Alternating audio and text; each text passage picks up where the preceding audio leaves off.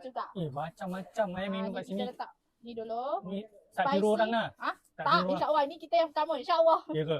Nanti orang kecam tu. Alamak. Ni spicy sriracha mayo. Okey, mayo. Ni cheesy. Oh, dia campur dengan cheesy Campur pula. cheesy.